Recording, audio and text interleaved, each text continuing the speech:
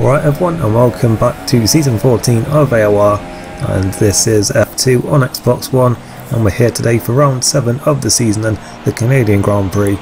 And yep, here we are on our best qualifying lap then at the end of the session, and we're coming here off the back then of a second place finish in Monaco. A very difficult race that one. The full 39 laps were in heavy rain conditions, and yeah, we were on the full wets for the whole thing, and yeah, it was a very difficult one. We crossed line third. We did have a few penalties removed though, so we actually got bumped up to second in that one, which was very good for us then, and sort of minimised the damage to sort of the closest person to us in the championship at the moment, which is LGS. And yeah, we'll have to see if we can yep, try and maintain our lead, try and hopefully build on it here today, and yep, keep our good run going then, because we're the only person so far to have scored in all the races, and ideally we want to keep that going because it's worked out well for us so far. And yeah, we're coming to the end of our lap now then. Our first lap wasn't too great, this was a big improvement, but only up to 7th though, unfortunately, so not that great, but I wasn't expecting this to be like a super strong one. I do like Canada, but just I'm not that quick on it. I haven't been that quick on it for a few games now, I don't think.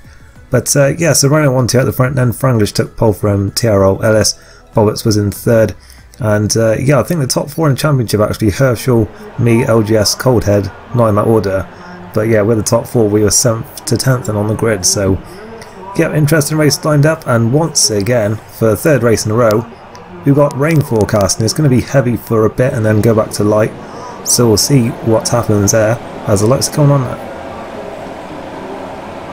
Away we go then, and it is a decent start then from 8th, not the best actually from my midget there. We're looking to the inside, but we were quite cautious on the brakes though, and that's actually giving those behind us, I think Herschel and Cold had a chance to have a look at us there, but we managed to stay ahead of both of them. Not Herschel, it was LGS I think, in the Ferrari behind us there. But yeah, it's all getting very close actually there between Midget and Herschel, and well, I thought Herschel was in the wall there, but he got away with it. And they were side by side here then, but he's got into the line, and yeah, he's going to stay ahead for the time being then. And yeah, we stay in 8th place then from where we started. And yeah, on to lap 2 then. We actually go quite deep into that chicane, we lose the back end a bit, and that's going to put us sort of in a bad position. And in fact, Herschel is in front of us then on the exit. LGS has gone past the pair of us, and Coldhead has gone through as well, but I think Coldhead has actually had to give us the place back there. So yeah, I think he may have passed under yellow flags, and yeah, we're back up to 8th place then, but we've lost out to LGS. But then Franglish actually, the pole sitter, has spun out there and broken his front wing by the looks of things, so that's another place gained. And then actually Brown has retired, so I think that may have been a lag incident there, I think I heard. And yeah, he is out of the race then, so that's us up into 6th place. And yeah, at the end of the lap we've got Bobbitts in the pit, so I'm not sure if there was actually an incident between those two. But yeah, that puts us up to P5 then. We've got Coldhead actually attacking us now then, down towards turn 1, but we managed to just about outbrake him there and stay ahead. And yeah, we're on to lap 5 now then, where we've got Coldhead right in behind us. He did look to be quicker than us at this point. We went a bit defensive into the far chicane, and that has put us well out of shape now.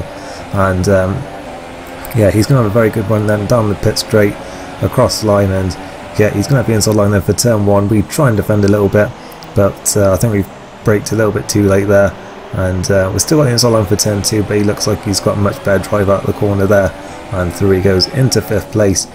And yeah, we are back down then into 6th, but of course still rain forecast, so we'll see sort of how that plays into this one then, as we did have the My Measure pit I think, and then TRL Ellis also disconnected, so we are going to go straight back up to 4th place now then. And yeah, obviously ideally we want to be not pitting before it rains, but we'll have to see exactly when it comes, because the ultra soft tyres do wear out quite a bit, and that, I think that's actually why Matt behind us there is on the soft tyres, so that could actually prove to be a master stroke of a decision there, as we go through on Coldhead then, as he made a mistake in the chicane. And yeah, through we go then into the podium places for the time being. And yeah, we're skipping on to lap 14 where it is raining, and Matt then with those soft tyres that wouldn't have won as much seems to be in a much more comfortable position as we lock up there, decide to take the escape road, and yep, through he goes then.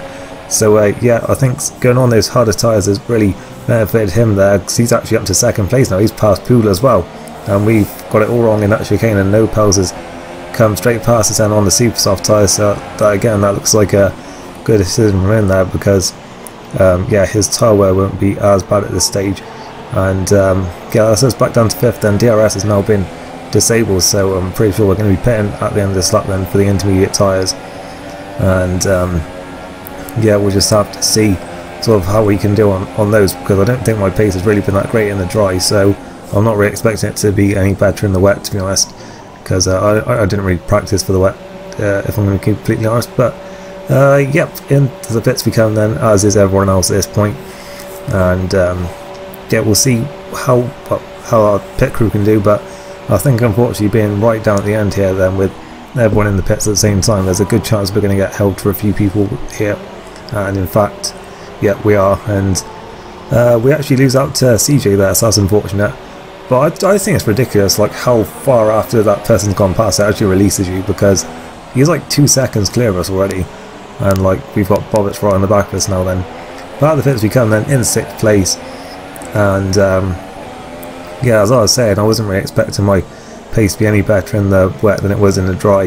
And yeah, I was just making sure that I kept it on the track really as we come out the pits here then and try and feel our way round. And yeah, Bobbit's already then up the inside into the chicane. Is going to go through here then and into 6th place. And yeah, all those positions we were making up earlier on, it seems we're just losing again, as Bobbit's actually a few laps later retires from the race then as the rain is coming down. So I'm not really sure what happened, but the rain is certainly getting heavier at this point. And we've now got the Mighty Midget then loving look at us from the outside, brakes very late, but maybe with the traction coming out of the corner he will get through, and in fact that is exactly what he does then, going right around the outside, and he managed to make it work then up into 6th place. And the rain is really coming down now then on lap 22, and yeah, Poodle has fallen back into the clutches of us then, but he's actually pitted then for the wet tyres, so we'll see if that proves to be the right decision. No Pals has done the same, but as we saw at the start, it doesn't look like the heavy rain is going to stick around, and it's actually going to get lighter again before the end of the race. And the intermediate tyres, they do hold up alright in these conditions. I mean, the wet tyres are faster, but yeah, as long as you're not aquaplaning too much, the intermediates can run in these conditions. And we have a big slide there at the final corner there, so that's sort of what I'm saying there. You do have to be careful, but yeah, you can drive on them. But yeah, No Pals was quite a way in front of us when he pitted, and he has caught us in on the wet tyres.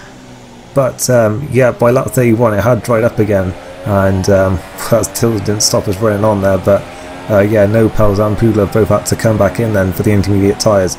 So yeah, we're back up to 5th place at this stage, and we did manage to actually hold off No Pals then once he was back on the intermediates then, as we did manage to find ourselves a bit more pace once the track got a bit drier again. And we do cross the line then for P5, which I am quite happy with, to be honest, because we didn't really have the pace here. We struggled in the wet quite a lot, and yeah, I guess the one downside actually is that it was LGS who took the win, because obviously he's our closest challenger at this point in the season. But yeah, that decision did work out very well then for Matt, who finished 2nd. My Midget managed to finish 3rd then, despite making 2 pit stops. That was a good drive from him there. And CJ then from 15th to 4th, so a great drive from him as well. And yep, that is it then for this one. Hope you enjoyed it. Leave a like if you did. Let me know what you thought down in the comments below, and I shall see you next time. Thanks for watching, and goodbye.